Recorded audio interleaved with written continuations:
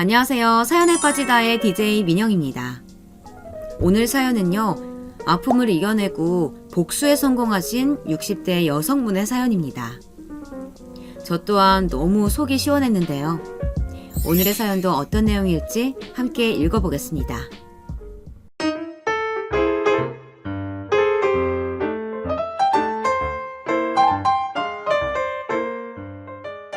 안녕하세요. 저는 60대 이후로 하루도 마음 편한 적이 없었던 이 씨입니다. 분통 터지는 제 마음속 시원히 말하고 싶어서 이렇게 사연을 남깁니다. 저는 외동아들을 하나 키웠습니다. 네, 키웠습니다. 아들은 작년 이맘때 아버지 곁으로 갔습니다. 병명은 위암이었죠. 아들은 어릴 때부터 예민해서 위가 안 좋은 편이었습니다. 조금 신경 쓰이는 일이 있거나 자기 만족을 못할 때면 늘 소화가 안 돼서 소화제를 지갑 속에 넣고 다닐 만큼 말이죠. 그런 아들이라서 2년에 한 번은 위 내시경도 착실히 받던 아들이었습니다. 4년 전 크리스마스를 저는 잊을 수가 없어요. 저희 아들 부부는 저희 집에서 같이 살고 있었습니다.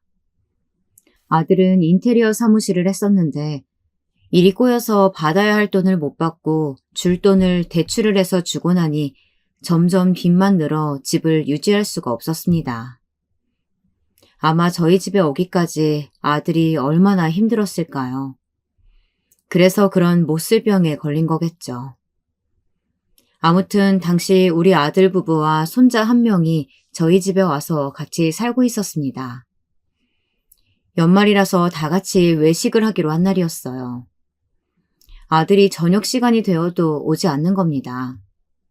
금요일 저녁이라 일이 늦어지나 아니면 오다가 무슨 사고라도 난 게 아닐까 가슴 졸이면서 기다렸습니다.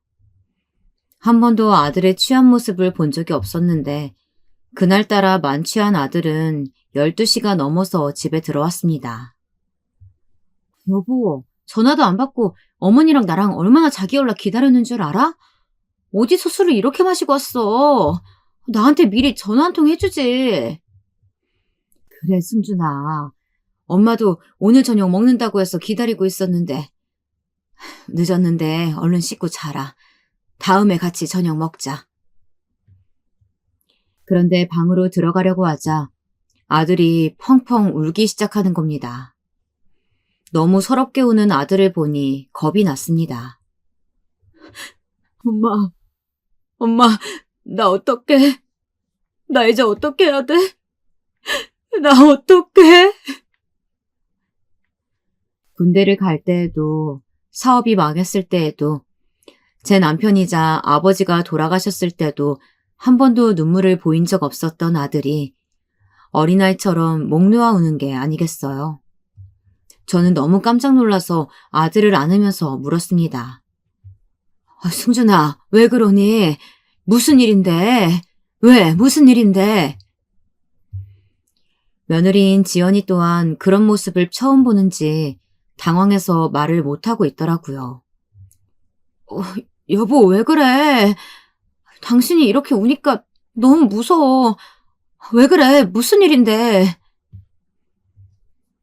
아들은 그렇게 오늘 병원에 가서 지난 검사한 결과를 듣고 오는 길이라며 위암 3기라고 말해주었습니다. 사실 내가 늘 위가 안 좋아서 이번에 검사를 했는데 병원에서 급하게 오라고 연락을 해서 오늘 갔거든. 처음에는 위궤양이 조금 더 심해졌는가 보다 생각했어. 그런데 아니더라. 조직검사하고 간별 진단을 받았는데 위암 3기래. 아들의 이야기를 듣는 순간 하늘이 노래졌습니다. 저희 신랑도 7년 전에 위암으로 저 세상으로 갔는데 하나 있는 아들까지 위암이라고 하니 하늘도 무심하시지 어떻게 나에게 이런 시련을 주는 건가 싶어서 눈물이 났습니다. 저는 그 자리에 주저앉아 버렸어요. 여보, 확실해? 내일 당장 유명한 병원에 가보자. 자기 우리 동네 작은 병원에 갔잖아. 대학병원에 가면 수술하면 괜찮을 거야. 당신 아직 젊어서 괜찮을 거야. 우리 아들 어떡하라고. 포기하면 안 돼. 어머니, 이 사람 데리고 방으로 들어갈게요. 며느리는 술에 취해 울고 있는 아들을 데리고 방으로 들어갔습니다. 그날 밤 한숨도 잘 수가 없었습니다. 어떻게 해야 하나, 왜 우리 아들이 그런 몹쓸 병에 걸려서 남편 또한 마지막에 정말 힘들어했던 모습이 생각났습니다. 저희 신랑 또한 위암에 결국 전이가 되어 수술하다가 마지막 인사도 못한 채 떠났습니다. 그 당시에도 정말 정신을 차릴 수가 없었는데 아직 40대인 아들이 위암이라니 정말 뭐라 표현을 해야 할지 정말 엄마인 내가 대신 아파주고 싶다는 말이 절로 나왔습니다. 많이 아플 텐데 우리 아들 어떡해 라는 말만 입에 맴돌았어요. 그렇게 밤새 고민을 하다 아침이 되어서 아들에게 제가 찾은 위암 전문의를 종이에 적어주었습니다. 어머니가 밤새 찾아보신 거예요? 어머니까지 쓰러지시면 안 돼요. 제가 아침 차릴게요. 죽이라도 먹고 힘내야죠. 여보도 죽이라도 먹어. 그렇게 죽어가는 표정 하지 말고. 우리 병원 다시 가보자. 다른 의사는 다른 진단을 할 수도 있어. 며느리는 죽을 것 같은 저희에게 힘을 내라고 했습니다. 아직 아무것도 정해지지 않았고 요즘은 기술이 좋아서 잘 관리만 하면 아무 문제 없다고 안심시켜 주었습니다. 며느리는 저에게도 힘내기 위해 식사는 꼭 챙겨 드시고 좀 주무시라고 하고는 유명 병원에 전화를 돌리며 일일이 예약을 잡았습니다. 평소 무뚝뚝하고 본인 할 말만 하는 며느리였는데 아들이 아플 때는 나서서 신랑을 살리기 위해 노력을 하더라고요. 그런 모습이 정말 고마웠습니다. 그때는 그랬습니다. 왜 제가 이런 말을 하는지 끝까지 잘 들어주세요. 그렇게 일주일 뒤 아들은 하고 있던 인테리어 공사를 후배에게 넘겨준 뒤 일을 마무리하고 있었습니다. 그리고 유명하다는 대학병원에 다니기 시작했어요. 다행히 유명하다는 교수님께 수술을 받을 수 있었고 어떤 분이 수술을 포기해서 빠른 시간 내에 수술을 받을 수 있었습니다. 암이라는 게 그렇더라고요. 수술을 잘하는 게 1번이요. 2번은 항암치료였습니다. 수술보다 고통스러운 게 바로 이 항암치료였어요. 저희 신랑이 정말 힘들어서 나중에는 그만 죽었으면 좋겠다며 저에게 비수를 꽂는 말을 할 정도로 힘든 시간이었습니다. 아들은 수술을 하고 항암치료를 했습니다. 승준아, 수술은 무사히 잘 됐어. 그래도 위암은 항암치료가 힘들어서 당분간 입원해서 항암치료 해야 될 것 같아. 어머니 죄송해요. 제가 어머니 가슴에 대못을 박았네요. 저 잘 이겨낼 테니까 너무 걱정하지 마세요. 저희 아들은 저에게 웃어주면서 본인은 잘 이겨낼 테니 너무 걱정 마세요 라고 말했습니다. 며느리 또한 아들 옆에 늘 상주하면서 아들을 살뜰히 챙겼습니다. 보호자라는 자리가 얼마나 힘든지 잘 알아서 더 마음이 쓰였죠. 지연아, 힘들지? 오늘은 집에 가서 편히 자렴. 여기서 매번 간호사분들 왔다 갔다 하고 6인실이라 마음 편하게 못 자잖아. 오늘은 내가 있을게. 집에 가서 목욕도 좀 하고 가는 길에 맛있는 것도 좀 사 먹고 해. 아니에요. 어머니가 저희 아들 봐주셔서 제가 마음 편하게 이 사람한테 집중할 수 있어요. 제가 있을게요. 제가 하다가 너무 힘들면 말씀드릴게요. 제가 더 젊잖아요. 괜찮아요. 제 남편인걸요. 며느리는 입원하는 순간부터 2주일 동안 한 번도 쉬지 않고 병수발을 들었습니다. 아들은 수술하고 나서 계속 미열이 나서 퇴원이 늦어졌습니다. 퇴원하고도 통원 치료는 계속되었습니다. 그리고 아들이 수입이 없자 며느리가 일을 하기 시작했습니다. 친척 오빠가 하는 가게에서 저녁 장사를 도와준다 하더라고요. 어머니, 보험금이라고 해봤자 1,000만 원이 다인데 벌써 다 사용했어요. 어머니가 나가서 일하시는 것보다 제가 하는 게 나을 것 같아요. 제가 5시부터 12시까지 일하고 올 것 같아요. 저희 고모네 아들인 사촌 오빠가 옆 동네에서 고깃집을 해요. 제가 가서 일할게요. 아는 사람이라 신랑 병원 가는 날은 빠질 수 있게 양해해 주신다고 했어요. 며느리가 갑자기 일을 시작한다는 게 얼마나 어려울지 상상이 가더라고요. 하지만 허리 디스크가 있는 60대인 제가 할 수 있는 일은 너무나 한정적이었습니다. 그리고 집에 누구 하나는 있어야 손자도 케어하고 아들도 케어할 수 있기에 저는 며느리에게 고생한다고 하면서 집안일은 신경 쓰지 말고 일하라고 했습니다. 그렇게 저는 모든 집안일을 도맡아서 하기 시작했습니다. 아들은 위절제술을 하고 나서 더 예민해졌고 우울증까지 왔습니다. 항암 치료는 받는 사람도 힘들지만 옆에서 지켜보는 사람도 지치는 병이더라고요. 특히 모든 음식을 토하니 아들은 점점 살이 빠졌습니다. 그러다 다시 입원하기를 반복하였어요. 그 사이에 손주 녀석은 공부를 잘해서 장학금을 받고 기숙사 중학교에 들어갔습니다. 집에서는 모든 관심이 아빠한테 집중되어 잘 챙겨주지도 못했는데 대견하게 자기 앞길을 찾아가더라고요. 그렇게 시간이 흘러 항암 4차 치료를 할 때였습니다. 아들을 데리고 대학병원에 갔습니다.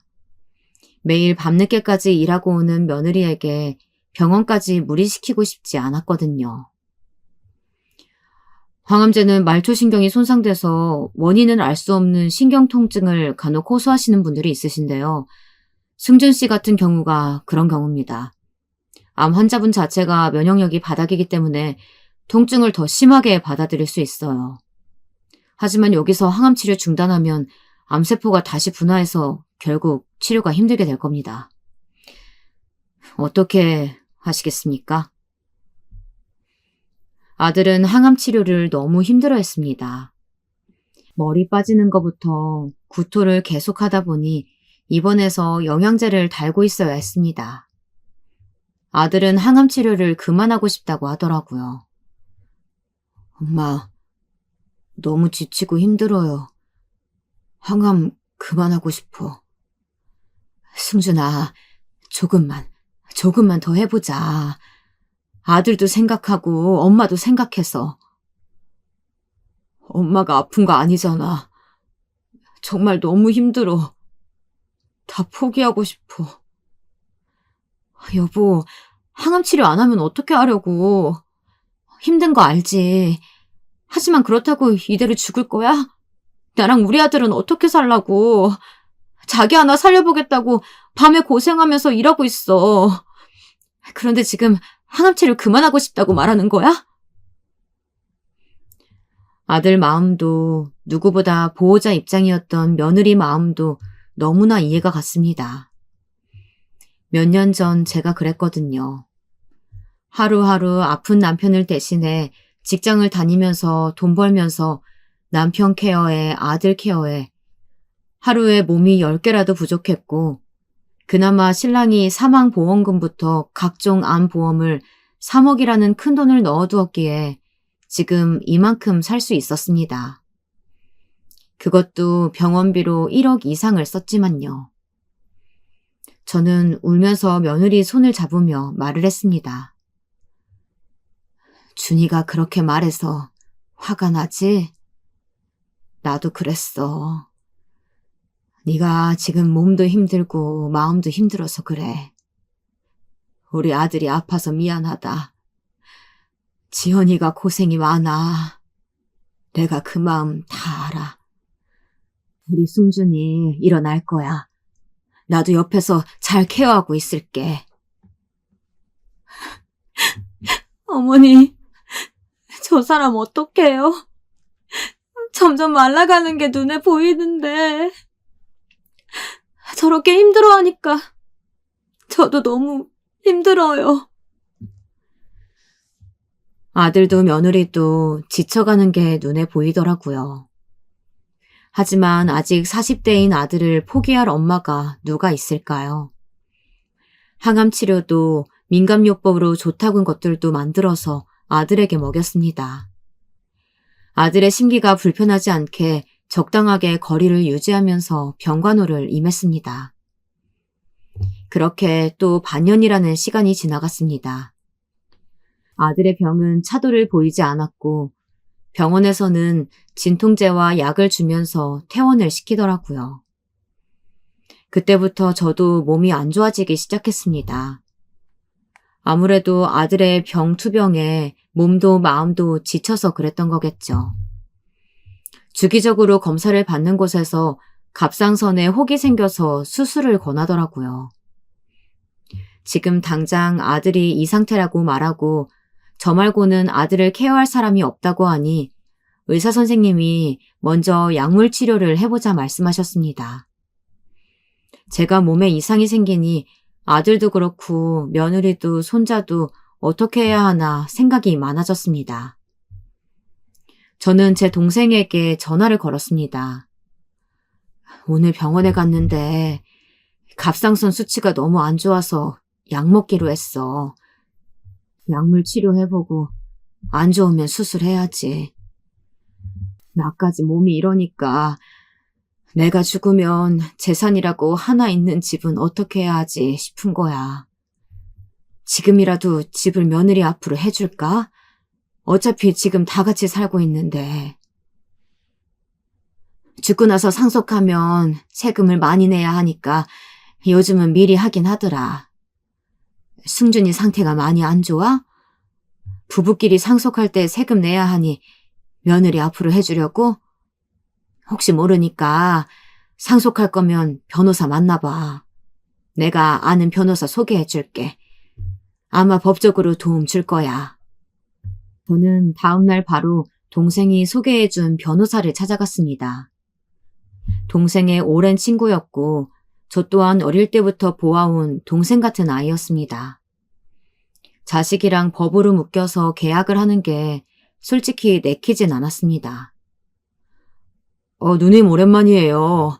사정 다 들었습니다.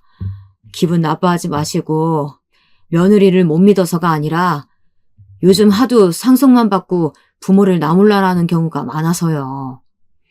얼마 전에는 80 넘은 노모가 오셔서 아들한테 모든 재산을 30억 정도 상속해 주었는데 본인은 아프지도 않았는데 요양병원에 가두려고 한다고 고소하는 사건도 있었어요. 그래서 아들이건 며느리건 요즘은 효도 계약서라는 걸 쓰는 편입니다. 누님도 며느리분이랑 와서 작성하고 가시죠. 부모 봉양은 당연했던 저희 시대와 다르게 요즘은 그렇다고 하더라고요. 아시는 분들은 아시겠지만 효도 계약서는 자녀나 가족에게 부양 조건을 걸고 재산을 증여하는 것인데요. 재산을 받은 자녀가 제대로 이행하지 않는다면 증여한 재산을 부모가 다시 받을 수 있는 법적 제재가 있는 거였습니다. 며느리가 혹시나 기분 나빠할까봐 걱정도 되긴 했고 설마 우리 며느리가 그럴까라는 생각도 들었습니다. 하지만 내 몸까지 아파서 힘들어지면 이런 것조차 생각지 못할 건데 미리 작성해놓고 증여하는 게 나쁘지 않겠다는 생각이 들었습니다. 며느리도 자기 앞으로 큰 돈은 아니지만 6억이라는 아파트가 자기 명의가 된다면 아들을 조금 더 잘 살펴주지 않을까 하는 욕심도 있었습니다. 제가 봐도 며느리랑 아들은 요즘 말 한마디 잘 하지 않더라고요. 둘 다 몸이 힘들고 마음이 힘드니까 좋은 말이 나오지 않겠죠. 이 일로 부부 사이가 조금이나마 나아지길 바라는 마음도 컸습니다. 이때만 해도 아들이 이렇게 빨리 저 세상으로 가버릴지 몰랐으니까요. 그날 저녁 저는 아들 부부를 불렀습니다. 사람 일은 어떻게 될지 모르니까 내가 이 집을 지연이 이름으로 증여하려고 해. 그간 우리 승준이 아파서 많이 힘들었을 텐데 묵묵히 가장 역할까지 잘 해줘서 고마워. 오늘 아는 변호사를 만나고 왔어. 효도 계약서만 쓰고 증여를 해주는 게 요즘 추세라. 물론 지연이가 증여받고 나몰라라 하는 그런 나쁜 며느리가 아니라는 거 알지만 변호사인 동생이 꼭 쓰라고 해서 여기 읽어보고 사인만 하면 돼. 어머니, 저 못 믿으세요? 그런 계약서 없어도 저 어머니 딸 같은 며느리잖아요. 걱정 안 하셔도 돼요. 그래도 엄마가 하고픈 대로 해. 어차피 이 사람 이름으로 돌아갈 거니까. 어머니가 원하신다면 그렇게 해야죠. 저희가 사업 망해서 어머니 댁에 사는 건데 주신다는 대로 그냥 사인하겠습니다. 어쩔 수 없죠. 지금도 생활비 주는 것처럼 40만 원 정도 달라고 적은 거 말고는 없어. 병원이야 지금은 나 혼자 잘 가니까 걱정 안 해도 되고. 네, 어머니가 원하시면 그렇게 따라야죠. 주신다고 하시면 저야 나쁠 건 없으니까요. 며느리는 한 달에 40만 원 정도 저에게 시장을 보라고 생활비를 주었습니다. 그래서 효도 계약서에도 한 달에 40만 원 생활비를 준다. 아플 때 병원을 같이 간다. 이 두 항목을 명시했습니다. 사실 이런 거 쓴다는 게 저희 나이대 분들은 마음이 불편하실 거예요. 자식을 못 믿어서 쓰는 계약서 같은 느낌이라서요. 하지만 지금 생각해보면 제가 가장 잘한 일이 아닐까 생각을 합니다. 저는 그렇게 6억이 조금 넘는 아파트를 며느리 이름으로 주었습니다. 그 사이 항암을 다 하고 방사선 치료를 하고 조금 차도를 보인 아들은 1년 검사를 하는 날 암이 다른 곳으로 전이되었다는 소리를 들었습니다. 그 힘든 모든 치료를 다 끝냈는데 이번에는 간으로 전이되었다는 청천벽력 같은 소리를 들었습니다. 아들은 하루하루 다르게 야이어져 갔습니다. 그러던 어느 날 병원 입원이 길어지면서 제가 전담으로 병실에 있고 며느리는 더 오래 일을 하기로 했다고 하더라고요. 아들 병원비도 그렇지만 손주 기숙사비도 만만치 않았기 때문입니다. 아들은 먹는 게 일절 없으니 175cm에 60kg도 안 나갔지만 부종 때문에 얼굴과 몸이 부었습니다. 매일매일 부어서 움직이기도 힘들어했어요. 하루는 고열로 사경을 헤매기도 했습니다. 아들은 마지막까지 숨 쉬는 것도 힘들어했고 몸이 부어서 움직이는 것도 힘들어했습니다. 그런 모습을 볼 때마다 마음이 찢어질 듯 아팠습니다. 복도 끝에서 혼자 얼마나 울었는지 모릅니다. 그렇게 2달이 지나 아들은 뭐가 그리 급했는지 남편 곁으로 떠났습니다. 며느리는 장례식장에서 눈물을 흘리지만 자기 일을 묵묵히 잘하고 인사를 나누고 모든 일을 처리했습니다. 저는 기절했다 깨어났다가를 반복하며 사랑하는 아들과 이별을 했습니다. 아들의 장례식을 끝내고 집으로 와 하루하루를 죽은 듯이 보냈습니다. 그때부터였을까요? 아들이 떠나고 일주일 후부터 며느리가 달라졌거든요. 며느리는 아침부터 나가서 새벽 3시는 되어야 집에 들어왔습니다. 하루는 너무 걱정이 되어서 말을 건넸어요. 지연아, 이렇게 아침부터 나가면 힘들어서 어떡하니? 요즘은 왜 이렇게 아침부터 일을 나가? 어머니, 이제 제가 벌어야 되잖아요. 어머니도 부업거리 알아보세요. 애들 아빠가 남긴 보험금으로 병원비 다 내고 이것저것 병수발한다고 사용한 돈이 얼만데요. 어머니가 내주실 수도 있는 것도 아니고요. 제가 벌어야지 할 수 있나요? 며느리의 가시돋친 말에 상처를 받았지만 남편을 잃고 혼자 남겨진 아직은 젊은 며느리를 생각하니 이해가 안 가는 것도 아니었습니다. 저는 집을 청소하고 반찬을 만들고 기다렸습니다. 하지만 지연이는 새벽이 지나도 들어오지 않는 겁니다. 너무 걱정이 되어서 전화를 했어요. 늘 집에 들어오던 아이가 안 들어오면 걱정을 하잖아요. 어머니, 왜 전화하셨어요? 전화하지 마시고 주무세요. 하고 제 말을 하기도 전에 전화를 끊더라고요. 저는 그날 밤새 잠을 잘 수가 없었습니다. 걱정이 되기도 하고 한 달이라는 시간 동안 같이 밥 한 끼 먹은 적이 없었거든요. 정말 하숙생 같은 생활을 하니 얼굴을 볼 수도 없었습니다. 오전 11시가 되자 집에 귀가를 하더라고요. 저는 지연이에게 할 말이 있으니 잠시 앉아보라고 했습니다. 제가 무슨 말을 하기도 전에 지연이는 먼저 입을 열었습니다. 어머니, 이제 어머니 못 모시고 살겠어요. 저는 이사 갈 테니까 어머니는 어머니 살 길 찾아가세요. 아니, 너 우리 아들 하늘 날아간 지 한 달 지났다고 이렇게 나를 나몰라라 하는 것이야? 내가 같이 산다고 해서 이 집도 네 앞으로 해주었는데. 그건 제가 달라고 한 거 아니잖아요. 어머니가 주신다고 한 거고 어머니 얼굴 보면서 평생 혼자서 늙어갈 생각 없어요. 저도 이제 제 인생 살아야죠. 저도 이제 40대예요. 이 나이에 평생 혼자 살길 바라세요? 어머니 너무 이기적이신 거 아닌가요? 보통은 시어머니들이 아들 죽고 나면 네 인생 살라고 하던데요.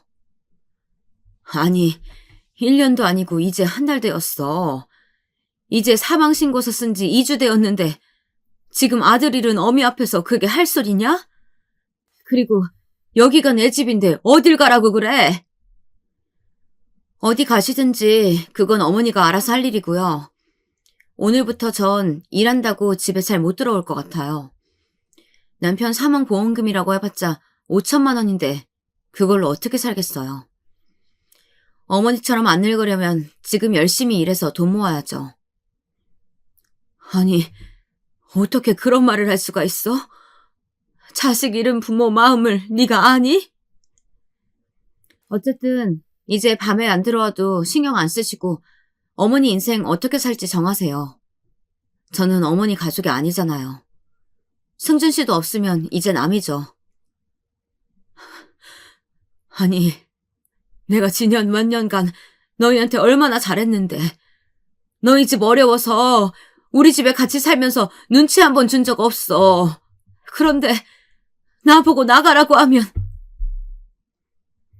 제 말이 끝나기도 전에 며느리는 집을 나갔습니다. 일주일 동안 들어오질 않더군요. 간혹 들어와서 샤워하고 옷가지를 챙겨서 나갔습니다. 괜히 말을 걸면 또 나가라고 할 것 같아서 아무 말 하지 않았어요. 남편이 죽고 마음이 심란해서 그런가, 아니면 화가 나는데 풀 곳이 나밖에 없어서 그런가. 제가 아들 부부에게 잘했다고 한들 시어머니이다 보니 마음에 안 드는 부분이 있어서 불편했나 별의별 생각을 다 했습니다. 저는 갑상선에 문제가 있어서 매달 말일에 검사를 받으러 대학병원에 갑니다. 버스로 1시간 가서 피 뽑고 4시간 대기 후 진료받고 오면 반나절이 걸리는 시간이죠. 그날도 오전부터 병원에 가려고 하는데 며느리가 잘 갔다 오세요 하는 게 아니겠어요. 요즘 따라 밖에서 보내는 시간이 대부분이고 하루는 술에 취해 집에 오는 날도 있고 아들 짐을 저한테 물어보지도 않고 전부 다 버리면서 집안의 짐을 처분하기도 했어요. 손주 녀석이야 기숙사 생활을 해서 집에는 PC와 몇 가지 옷뿐, 짐이라고는 며느리 짐과 제 짐뿐이었습니다. 저는 며느리의 인사를 받고 집을 나서니 왠지 이제 마음이 풀려나 보다 싶었습니다. 하지만 저의 크나큰 착각이었죠. 왜냐고요? 지금부터 잘 들어보세요. 9시에 병원에서 출발해서 오후 5시에 집에 도착했습니다. 그 사이에 며느리는 모든 짐을 다 빼서 혼자 이사를 갔더라고요. 제 방에 있는 제 집만 빼고 말이죠. 그리고 황당한 건 그 사이에 이 집을 팔았고 가스, 전기까지 모두 끊어놨더라고요. 저는 집으로 돌아왔을 때 정말 놀랐습니다. 사람이 너무 놀라면 일시정지가 된다고 하잖아요. 숨쉬는 방법까지 잊어버릴 정도로 말이죠. 저는 관리실에 찾아갔습니다.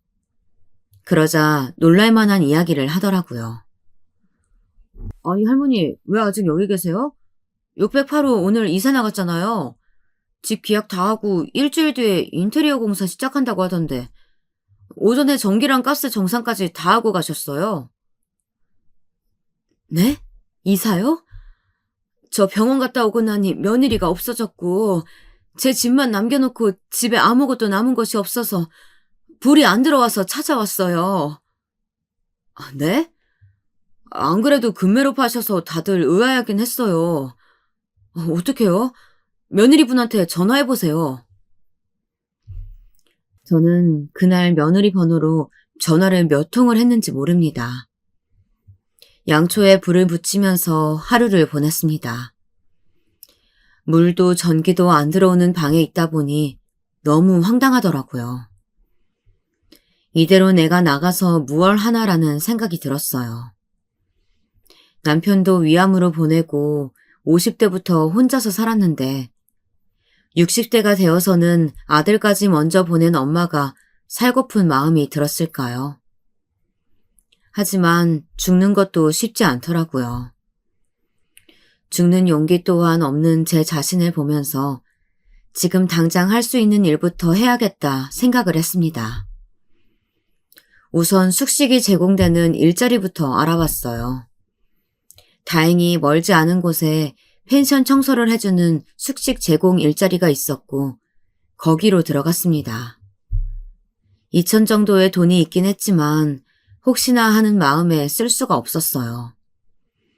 저는 하루에도 12번 며느리에게 전화를 하고 문자를 남겼습니다. 하지만 한 번도 연락을 받지 않더라고요. 정말 전화 연결음이 야속하게 느껴졌습니다.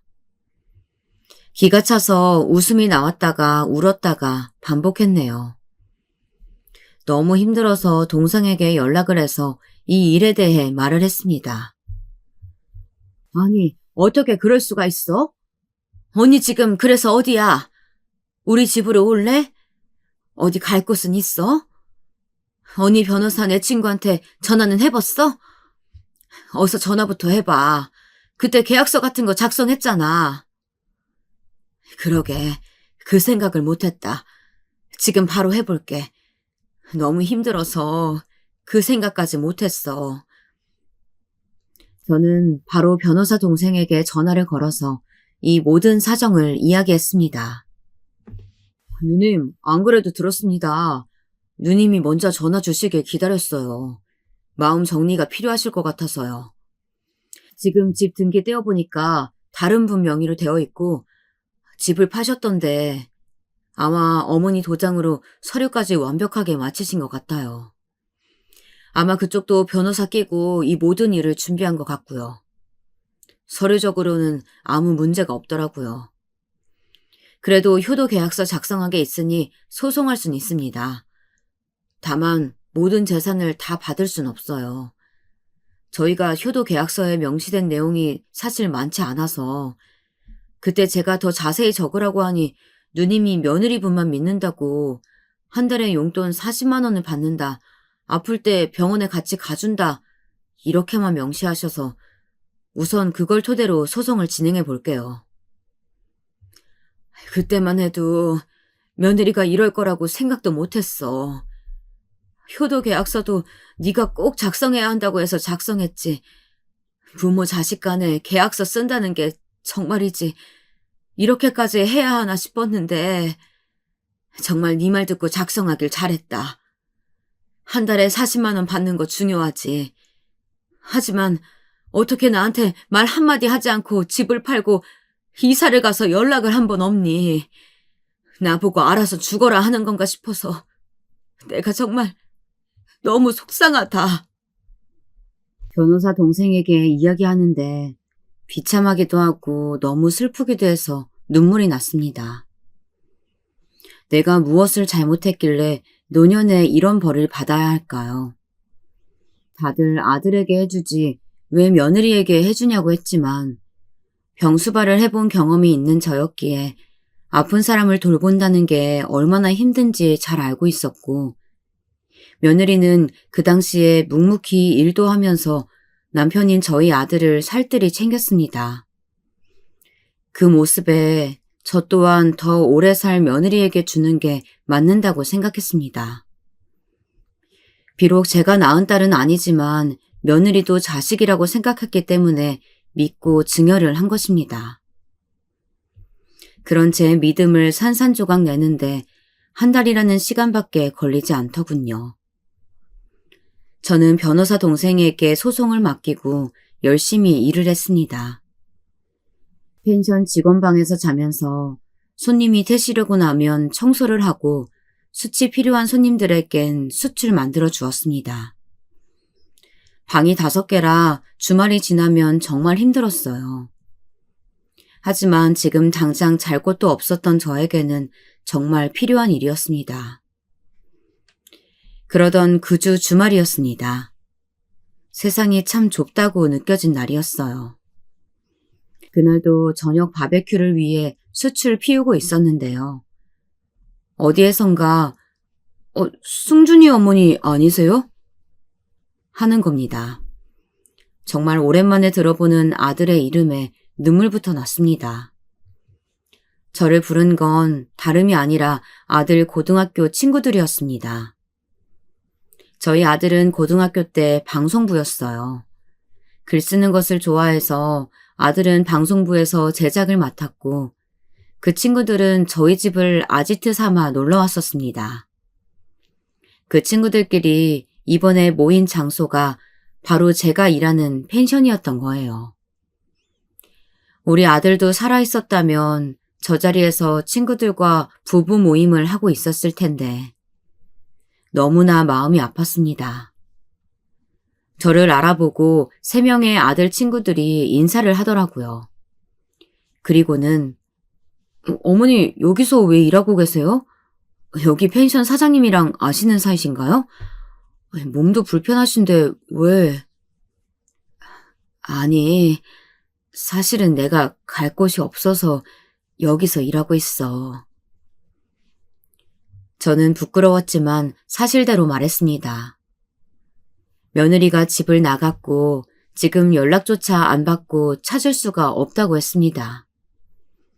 집은 증여해준 상태라 그대로 쫓겨나서 일하면서 잘 곳이 필요해서 일을 한다고 했어요. 그러자 한 친구가 그런 말을 하더라고요. 저 지연 씨 본 적 있어요. 지금 지방으로 발령받아서 지금 충청도에 있는데요.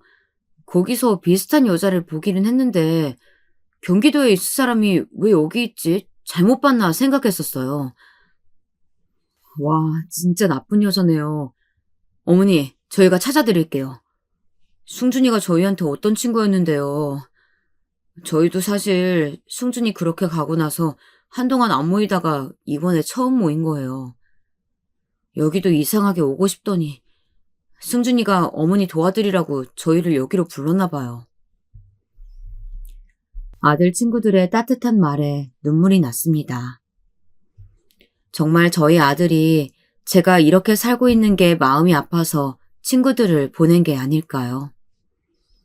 아들을 먼저 보내고 며느리까지 배신해서 갈 곳을 잃은 엄마를 보면 하늘에서 얼마나 가슴을 아파할지. 저는 아들 친구들에게 부탁을 했습니다. 혹시나 소식을 알게 되면 꼭 좀 연락을 해달라고 말이죠. 오랜 시간 부부 모임을 하면서 다들 얼굴을 아는 사이여서 찾을 수 있을 거라고 기다려달라고 했습니다. 그 일이 있은 후 일주일이 지났을 때 아들의 친구에게 전화가 왔습니다. 어머니, 너무 놀라지 말고 잘 들으세요. 제가 지방으로 발령받아서 와서 골프 배우면서 알게 된 지인이 있는데요. 그분 카톡을 보니까 재혼을 하는 것 같은데 그 와이프 되는 사람이 바로 지연 씨입니다. 저도 너무 놀라고 어이가 없어서 우선 어머니가 이 사실을 알고 계셔야 될 것 같아서 연락드려요. 아니, 뭐라고? 아들 죽은 지 지금 3달밖에 안 지났는데 벌써 다른 남자랑 재혼을 한다고? 세상에, 내 집까지 다 들고 날라서 지금 재혼을 한단 말이야? 저도 그렇게 친한 분은 아닌데 카카오톡 메인 사진을 봐서 알게 됐어요. 저도 친한 사이는 아니라서 자세히는 모르지만요. 승준이가 알면 정말... 저는 너무 어이가 없었습니다. 솔직히 아들 마지막 투병할 때는 일이 너무 바쁘다, 몸이 안 좋다, 감기 기운이 있어서 괜히 면역 약한 승준 씨한테 옮길까 겁난다. 이러면서 일주일에 1~2번 병실에 들린 게 다였습니다. 그때 바람이 났나 보죠. 그러다 일도 간두고 그 남자 따라 지방까지 내려간 거였습니다. 사실 지연이가 사라지고 사촌오빠 가게에 제일 먼저 찾아갔습니다. 하지만 알고 보니 그 가게는 2달 전에 폐업을 했고 며느리는 일도 다니지 않으면서 일을 다니는 척 했던 겁니다. 그냥 한 달에 생활비 40만 원 정도 받는 거 말곤 며느리가 알아서 돈 관리를 해서 아들 보험금부터 신경 쓰지 않았습니다. 괜히 일하는 며느리에게 짐처럼 여겨지고 싶지 않은 제 마음이 그 애한테는 통하지 않았나 봅니다. 저는 동생에게 울면서 이 사실을 말했어요. 어떻게 그럴 수가 있니? 우리 아들 병실에 있을 때 마지막에는 정말 일주일에 1~2번 정도 와서는 1시간 정도 있다가 났어. 나랑 교대해주겠다는 소리도 안 하더라. 나야 내 아들이니까 교대해달라고 말도 못했고. 그런데 그 사이에 다른 남자가 생긴 거야.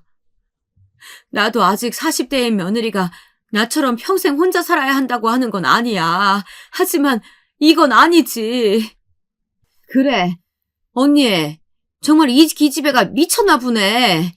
신랑이 살아있을 때 바람이 나서 지금 죽고 나서 3개월 만에 재혼을 한다고? 언니, 우리 가서 터트리자. 미리 알려주지 말고. 그 놈도 똑같은 놈일 거야. 우선 그 지방이라는 거 아는 거 알아봐줘. 그리고 소송하는 거는 잘 돼가고 있어? 사실 그것도 내 이름으로 도장까지 찍어서 집을 팔아서 내가 전 재산을 회수하는 건 어려울 것 같아. 그래도 얼마 정도는 받을 수 있겠지. 집을 증여했는데 그 집을 팔아버렸으니 일이 복잡해졌어. 소송 걸었지만 아휴, 우리 죽은 아들, 우리 아들만 불쌍하다.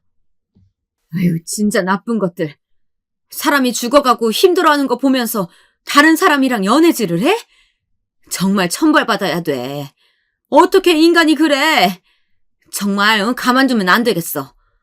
승준이 아프기 전에 자기 와이프한테 얼마나 잘했는데. 언니, 우리 복수하자. 자기 혼자 행복하면 안 되지. 내가 같이 갈게, 언니. 걱정하지 마. 승준이가 언니한테 어떤 아들이었는데 우리 같이 찾아가자.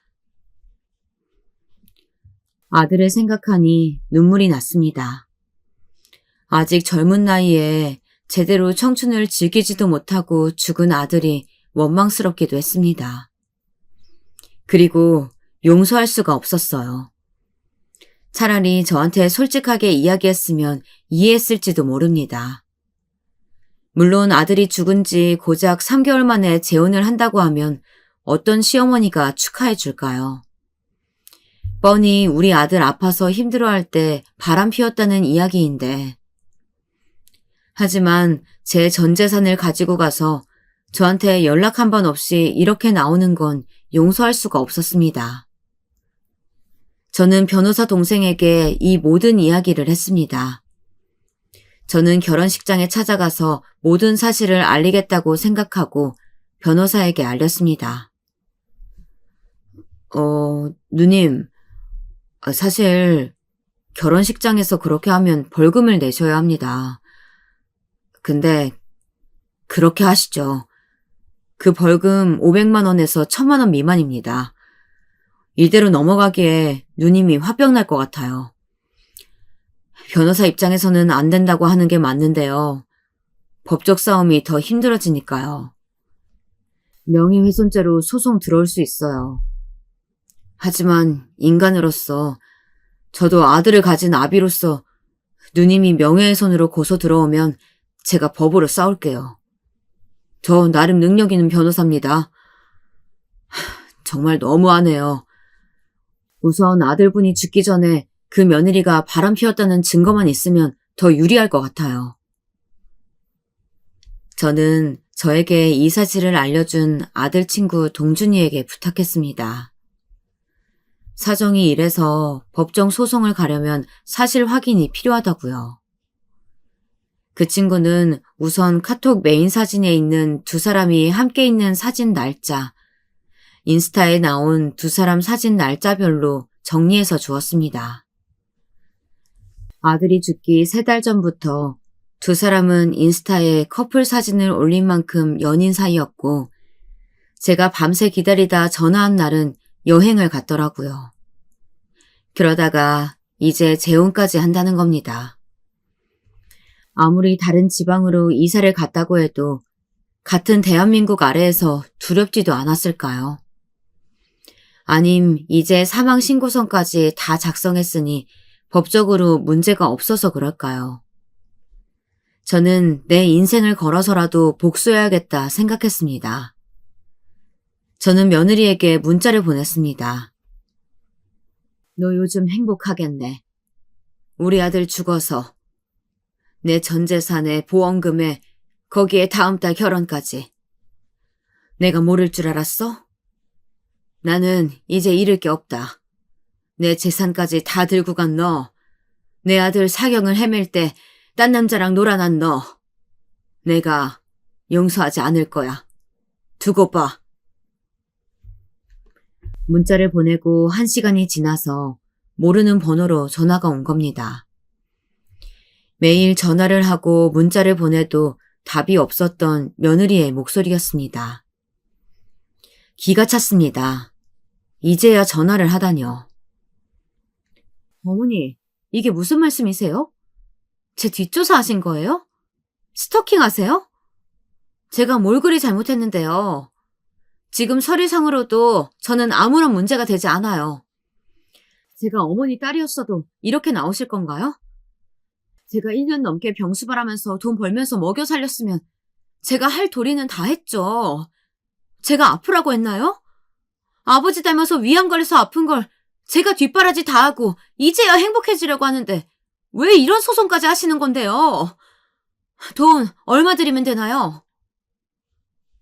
넌 내가 거지로 보이지? 내가 돈 때문에 이래? 아무리 남자에 미쳐도 곱게 미쳐야지. 자기 남편 사경을 헤매고 있는데 바람 피운 걸로도 모자라서 죽고 나서 2주 만에 남자랑 여행을 가? 거기에 내 집을 나 몰래 도장까지 들고 가서 팔아놓고 나를 쫓아내놓고 지금 큰 소리 치는 거야? 너 지금 제정신이니? 너무 화가 나서 숨쉬기가 힘들었습니다. 정말 사람이 화가 극도로 나면 손이 떨리고 숨쉬기가 힘들어진다고 하더니 며느리랑 통화하면서 이러다 화가 나서 내가 죽을 수도 있겠구나 생각될 만큼 숨이 쉬어지지 않았습니다. 하지만 이대로 모든 걸 그 애한테 다 주고 끝낼 수는 없었습니다. 하늘에서 아들이 얼마나 속상해할지 어미인 내가 복수를 해줘야겠다는 생각으로 숨을 쉬었어요. 며느리는 한동안 말이 없다가 1억으로 퉁치죠. 저도 어머니를 몇 년이나 모시고 생활비 드리고 거기에 아픈 아들 대신해서 아들 키우고 지금 유학 준비까지 시키고 있어서 돈 많이 들어요. 다신 연락하지 마시고 소송도 취소하세요. 저도 변호사 고용해서 알아보고 한 일이라 법적으로 질 일 없어요. 너 지금 사과해도 모자랄 판에 무슨 말이야? 어머니도 변호사 선임하셨잖아요. 저도 저희 변호사랑 법적으로 알아보고 있으니까 더는 귀찮게 전화도 문자도 하지 마시고요. 제 인생에서 꺼져 주시라고요. 저는 제 인생 잘 살 거예요. 며느리는 제가 더는 모를 거라고 생각한 것 같았습니다. 저는 모든 증거 자료를 모았습니다. 아들 친구들이 도와주기로 했고요. 다들 용서할 수 없다는 입장이었습니다. 친구가 말기에 얼마나 아팠는지 늘 병문안을 와주던 친구들이라 자기 일처럼 도와주었습니다. 저는 그 사람 둘이 언제부터 만났는지, 그리고 내 아들이 사경을 헤맬 때 바람이 나서 불륜이었다는 글과 사진을 A4 용지에 포스터로 만들었습니다. 그리고 그 여자의 결혼식장에 뿌릴 생각이었습니다. 현수막도 제작했고요. 며느라, 우리 아들 보험금이랑 내 집은 다오. 아들이 병상에 있을 때 바람난 며느리의 재혼을 축하합니다. 저는 제 인생을 다 걸었습니다. 명예훼손으로 2년간 감옥에 간다고 해도 괜찮았습니다. 그리고 전 명예를 훼손한 게 없었고요. 실제로 아들이 아플 때 바람이 났고 내 집도 멋대로 팔고 나를 쫓아버린 것도 한치의 거짓이 없었으니까요. 저는 그렇게 그날을 기다렸습니다. 전 며느리는 강이 보이는 작은 펜션에서 재혼식을 올리더라고요. 저는 그날 도착해서 가는 길목에 현수막을 걸었습니다. 누군가가 봤는지 달려오더라고요. 며느리의 사촌오빠였습니다. 아니, 아주머니, 지금 뭐 하시는 거예요? 아들 죽었다고 여기 오셔서 이러면 안 되는 거죠?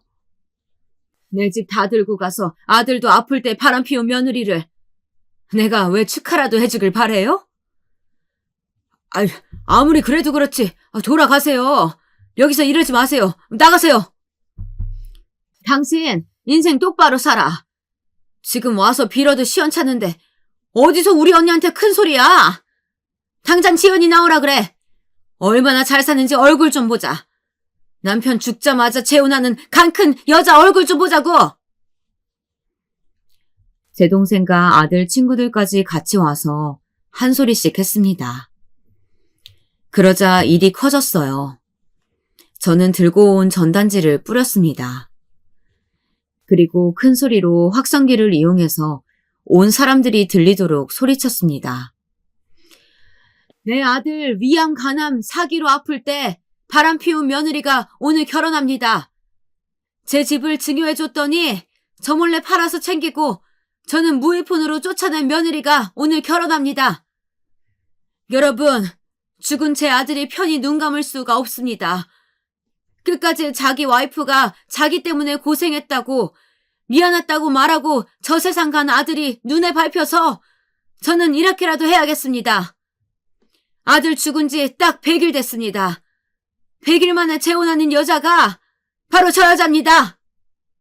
사람들이 웅성웅성 모이고 며느리는 새파래진 얼굴로 저를 쳐다보더라고요. 어떻게 여길 알았지 하는 표정에 손이 떨려서 부케를 떨어뜨리더라고요. 그때 저에게 저보다 10살쯤은 더 많은 분이 오셨습니다. 한복을 입으신 거 보니 아마 며느리의 새 시어머니겠죠. 지금 하신 말이 다 사실인가요? 정말 우리 아들이랑 만난 게 그쪽 아들 죽기 전 불륜으로 만난 건가요? 거기에 아드님 죽은 지 3개월 만에 지금 재혼한다는 거 그거 맞나요? 제가 잘못 들은 거 아니죠? 아들, 당장 이리 와. 전 며느리의 새 남편이 될 남자도 이 사실을 처음 아는 것 같았습니다. 안절부절 못하는 건 모든 사실을 알고 있던 며느리와 그 사촌오빠 부부, 그리고 친구 한 명뿐이었습니다. 그 남자는 어이없어 하면서 지연이를 부르더라고요. 당신 남편 죽은 지 3년 지났다고 하지 않았어? 계속 어머니 모시고 살다가 이제 분가해서 산다고 했고 나랑 만난 지 7개월이 넘었는데 그럼 그때 남편이 있었던 거야? 갑자기 연락 안 된 3일이 남편 장례식이었던 거고? 당신 진짜 사람이야? 눈물을 흘리면서 무릎을 꿇고 하얀 웨딩드레스를 입은 채 비는 모습을 보니 속이 시원했습니다. 내가 다 잘못했어. 어머니 잘못했어요. 당신이 너무 좋아서 그랬어. 당신 사업 따라서 여기까지 내려왔잖아. 당신 사랑하니까 여기까지 내려온 거잖아. 우리 천생연분이라며. 나한테도 자기뿐이었어. 살 날 얼마 남지 않은 전 남편에게 사랑하는 사람 생겼다고 말할 수가 없었어. 나한테 자기뿐이었던 거 알잖아. 며느리는 뻔뻔하게 제 앞에서 그 남자를 사랑한다 하면서 매달리더라고요. 그리고는 저를 째려보며 이렇게까지 하셔야겠어요? 며느리가 이제 와서 행복해지겠다는 게 그게 그렇게 배 아프셨어요? 제가 돈도 돌려드린다고 했잖아요. 그런데 이렇게 제 마지막 남은 행복까지 망치셔야겠냐고요. 네가 지금 나한테 그게 할 말이니? 내 아들 죽고 여행을 가? 네가 그러고도 인간이야? 나는 어떤 마음으로 너한테 집까지 증여했는데 난 널 용서하지 못한다. 저는 너무 어이가 없었습니다. 지금 누구에게 화를 내는 건지 이해가 가지 않았습니다. 정말 끝까지 자기밖에 모르더라고요.